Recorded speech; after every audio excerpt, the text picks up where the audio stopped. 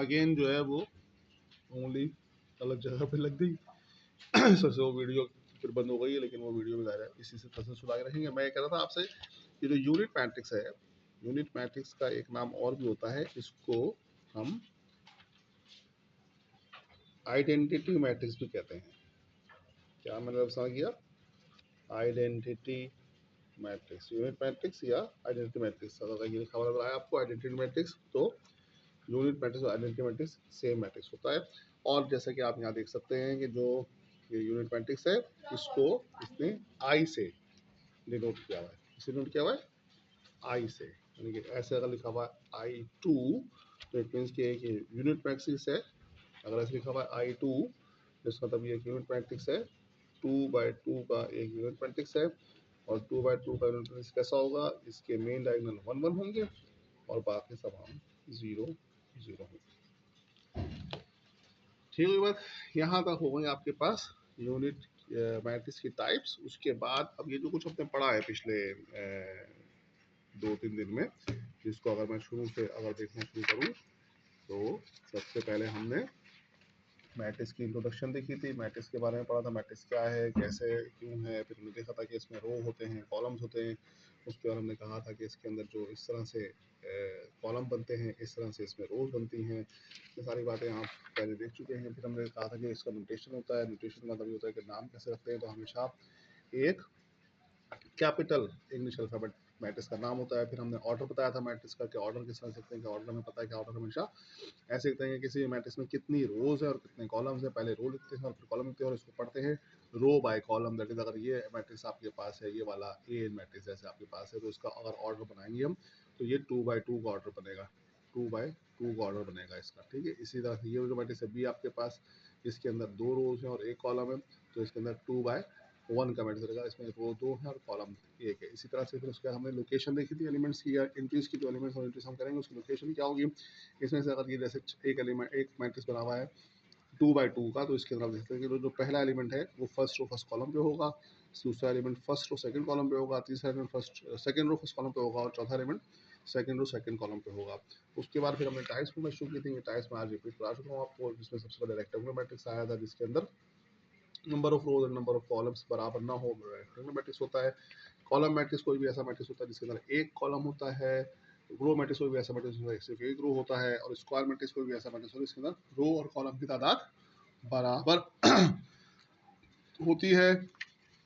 और फिर हमने देखा था कि डायगोनल मैट्रिक्स होता है। डायगोनल मैट्रिक्स जो है वो हमेशा एक स्क्वायर मैट्रिक्स होगा, डायगोनल मैट्रिक्स। लेकिन क्या होगा मामला कि इसके अंदर जो मेन एलिमेंट है उसके अलावा बाकी तमाम एलिमेंट्स 0 होंगे। फिर स्केलर मैट्रिक्स है, स्केलर मैट्रिक्स भी डायगोनल मैट्रिक्स है। इसका मतलब स्केलर भी स्क्वायर भी होता है, स्केलर मैट्रिक्स स्क्वायर भी होता है, डायगोनल भी होता है। और इसके अंदर मामला ये है कि ये क्योंकि डायगोनल है, लिहाजा इसमें मेन एलिमेंट्स है, बाकी तमाम 0 होंगे। लेकिन इसमें ये खूबी होती है कि जो मेन एलिमेंट्स हैं वो भी सेम होते हैं। और उसके बाद अभी हमने आज देखा कि नल मैट्रिक्स कोई भी ऐसा मैट्रिक्स जिसके तमाम एलिमेंट्स 0 होते हैं और इसको हमेशा हम O से रिप्रेजेंट करते हैं।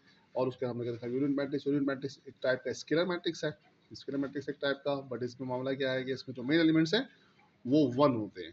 जैसे लिखा हुआ है कि जब तमाम diagonal elements are equal to 1, जब डायगोनल एलिमेंट्स या मेन एलिमेंट्स 1 होते हैं, बाकी तमाम जो है इसमें 0 होते हैं। इसलिए ये एक स्केलर टाइप का मैट्रिक्स है। अब ये तमाम चीज़ें ध्यान में रखते हुए हम ये एक्सरसाइज करने की कोशिश करेंगे। एक्सरसाइज आपके पास किसी पास 6.1 होगी, किसी पास 7.1 होगी। और इसके अंदर उसने बेसिकली हमें फिल इन द ब्लैंक्स दी हुई हैं, कुछ कोई 8 के करीब फिल इन द ब्लैंक्स दी हुई हैं और 11 के करीब हमसे ट्रू फॉल्स पूछे हुए हैं। इसमें किताब में सॉल्व हुआ है, आपने भी इसको किताब में सॉल्व नहीं करना है, इसको आपने कॉपी में सॉल्व करना है। ठीक है, आपने अपनी जो कॉपी है, जो मैट्रिक वाले बच्चे हैं, जो मेरे 10th क्लास के स्टूडेंट हैं, उनके 6 चैप्टर जहाँ ख़त्म हो रहा है, उसके बाद से ये हेडिंग लगा देंगे अपने चैप्टर की। इनके आपके पास तो 7 चैप्टर ही होगा मैट्रिक क्लास के अंदर, ये 7 चैप्टर ही होगा। आप 7 चैप्टर की हेडिंग लगा के ये 7.1 करना शुरू कीजिए। और जो मेरे 9th क्लास के स्टूडेंट्स हैं, 9th क्लास के जो स्टूडेंट्स हैं, उनको मैंने 4th चैप्टर कराना था बीच में और वो रह गया है।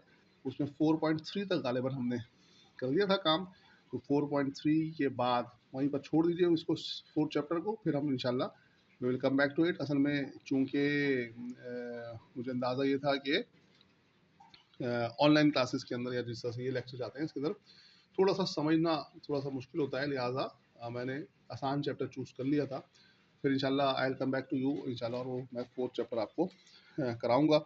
लेकिन फ़िलहाल आप क्या करेंगे कि 6 चैप्टर की हेडिंग डाल के और 6.1 एक्सरसाइज ये अपनी आप कर लेंगे। इसके अंदर आप देख सकते हैं कि कोई ऐसी मुश्किल बात नहीं है। कोई अगर मुश्किल बात हो तो आप मुझसे पर्सनल में पूछ सकते हैं। कोई आपको समझ में ना आ रहा हो, कोई आपको नहीं कर रहा हो, वो यहाँ पर सारी बातें हम कर चुके हैं। जैसे कि यहाँ पर फिर बताओ ये जो एक मैट्रिक्स बना हुआ है, एक मैट्रिक्स में कितनी रोज और कितने कॉलम्स हैं, इस मैट्रिक्स में कितनी रोज और कितने कॉलम्स हैं, इस मैट्रिक्स का ऑर्डर क्या होगा, इस मैट्रिक्स का ऑर्डर क्या होगा। ये तो आसान सी बातें लग रही है मुझे।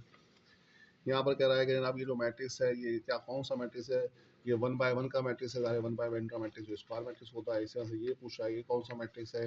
ऐसे कह रहा है कि अगर नंबर ऑफ रोज और मैट्रिक्स में एक बराबर हों तो फिर वो मैट्रिक्स कौन सा मैट्रिक्स कहलाता है। ज़ाहिर है बराबर तो आप देख चुके हैं स्क्वायर मैट्रिक्स होता है। इसी तरह से यहाँ ये कह रहा है कि अगर ये एक मैट्रिक्स हो ए बी सी डी, तो जो एलिमेंट है फर्स्ट रो और सेकंड कॉलम में, ये आपसे लोकेशन की बात कर रहा है कि फर्स्ट रो और सेकंड कॉलम में ये बी है, लिखा हुआ भी है, ये हो गया। इसी तरह से आपने ट्रू फॉल्स का मामला देखना है कि ट्रू फॉल्स के अंदर ये कह रहा है जनाब ये एक स्क्वायर मैट्रिक्स है। इसी तरह से ये कह रहा है ये स्केलर मैट्रिक्स है। आप देख सकते हैं कि फॉल्स या ट्रू है, सारी बातें आपको पता है। इस मैट्रिक्स का ऑर्डर पूछ रहा है वो आपसे। इस मैट्रिक्स ने पूछा है कि ये रेक्टेंगुलर मैट्रिक्स है। इसी तरह से आप देख सकते हैं ये यूनिट मैट्रिक्स है। ये एक अगर ऑर्डर हो किसी मैट्रिक्स का 2/1 का, तो उसमें एक रो और 2 कॉलम्स होते हैं। ये सारी ट्रू फॉल्स हैं, सारे आपको बताने के ट्रू है कि फॉल्स है। इसमें वैसे सॉल्व भी हुआ है, सामने आप देख सकते हैं। अनल matrix is always square matrix कह रहा है। डायगोनल मैट्रिक्स जो है हमेशा स्क्वायर मैट्रिक्स, जैसे मैंने कहा था आपसे कि डायगोनल मैट्रिक्स हमेशा स्क्वायर मैट्रिक्स होता है। डायगोनल मैट्रिक्स की आप डेफिनेशन भी दे सकते हैं कि वो स्क्वायर मैट्रिक्स होता है। इसलिए बहुत आसान सी एक्सरसाइज है, मुश्किल एक्सरसाइज नहीं है। मैट्रिक्स 5 ये मैट्रिक्स लिखा हुआ है, इसमें जो एलिमेंट्स हैं 7 और 8 ये लीडिंग डायगोनल हैं। अब याद रखिए leading diagonal, main element, principal element, ये सारे लफ्ज 4 लफ्ज मैंने आपको बताए थे इसके लिए। लेकिन ये 7 और 8 ज़ाहिर है कि नहीं है, 5 और 9 है इसके अंदर। और जो स्क्वायर मैट्रिक्स है वो हमेशा स्केलर मैट्रिक्स होता है। ये बहुत इंपॉर्टेंट बात है। स्क्वायर मैट्रिक्स हमेशा स्केलर मैट्रिक्स नहीं होता, लेकिन स्केलर मैट्रिक्स हमेशा स्क्वायर मैट्रिक्स होता है। लेकिन ये स्क्वायर मैट्रिक्स है ना, लेकिन ये स्केलर नहीं है, ठीक है।